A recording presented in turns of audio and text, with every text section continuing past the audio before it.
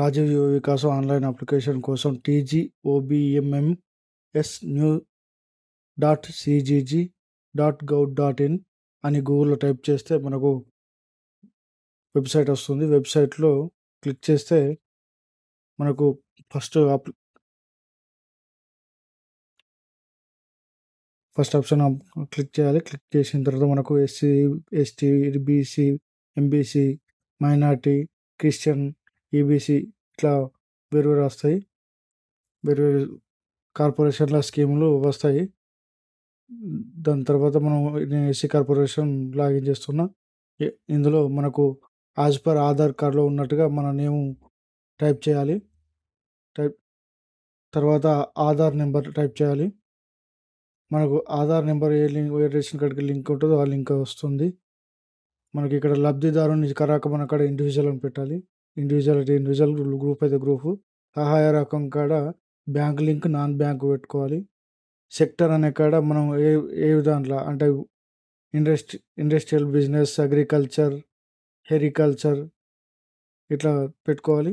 Scheme అనే కాడ మనకు కావాల్సిన స్కీము సెలెక్ట్ చేసుకోవాలి. నేనైతే DTP internet and xerox centre అని క్లిక్ చేశాను. ఇది మినిమం 2 lakhs, మ్యాక్సిమం 3 lakhs వరకు ఉంది.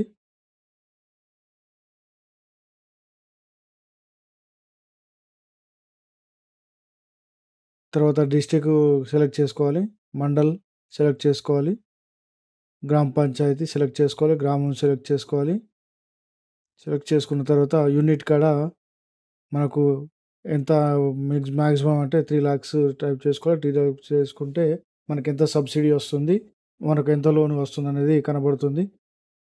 దాని తర్వాత మనకు కావాల్సిన ఏ బ్యాంక్ అయితే ఉన్నదో ఆ బ్యాంక్ లింకు ఇవ్వాల్సి ఉంటుంది. ఇప్పుడు నేనైతే యూనియన్ బ్యాంక్ అని పెడుతున్నాను. కొడిమ్యాల బ్రాంచ్, IFSC కోడ్ పెడుతున్నా. పాన్ కార్డు నెంబర్ ఎంటర్ చేయాలి. దాని తర్వాత ఆటోమేటిక్గా ఆధార్ నెంబర్ వస్తుంది. Aadhaar number, ration card number వస్తుంది.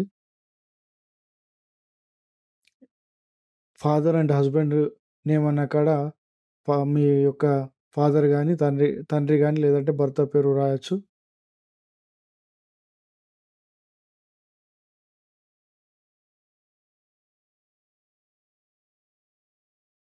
వికలాంగుడా కాదా అనేది ఎంటర్ చేయాలి.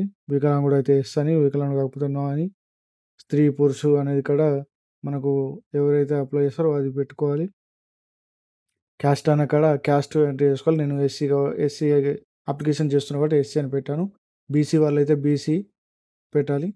మీ సేవ క్యాస్ట్ సర్టిఫికేట్ యొక్క నెంబర్ ఎంట్రీ చేయాలి.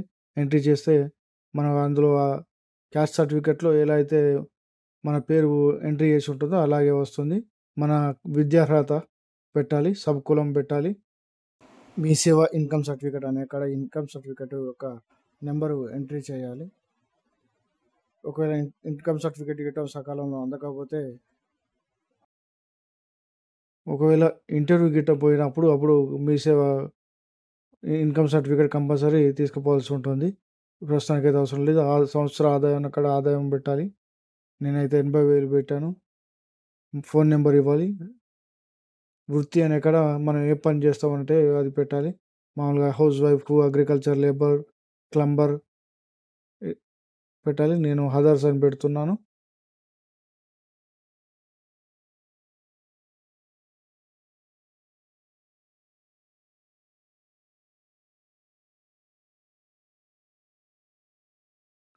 ప్రత్యామ్నాయ మొబైల్ నెంబరు అంటే 2 మొబైల్ ఉంటే పెట్టవచ్చు, లేకపోతే లేదు. ఉంటే పెట్టవచ్చు, కంపల్సరీ ఏం కాదు.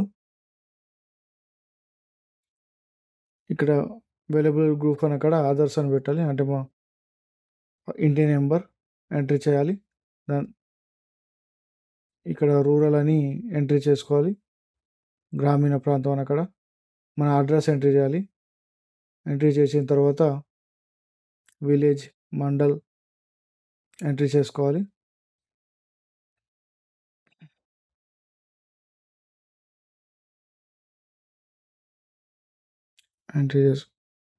ఎంట్రీ చేసుకోవాలి. జాగ్రత్తగా స్పెల్లింగ్ మిస్టేక్స్ లేకుండా చూసుకోవాలి. ఎందుకంటే ఒకసారి మనం అప్లికేషన్ చేసిన తర్వాత మళ్ళీ కరెక్షన్ చేయడానికి ఉండదు.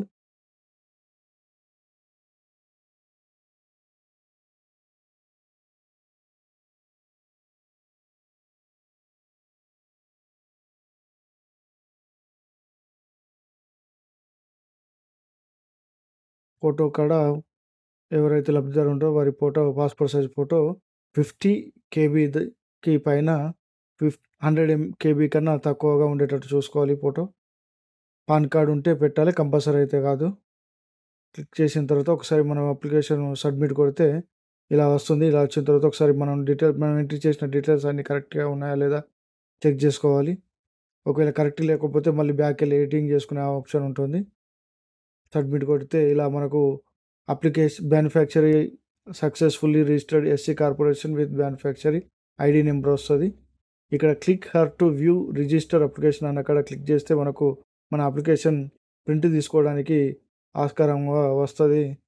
ఇలా ప్రింట్ తీసుకొని మనం వివిధ రకాల ఏవైతే మానిటరీ సర్టిఫికేట్స్ ఉన్నాయో అవన్నీ సబ్మిట్ చేయాల్సి ఉంటుంది.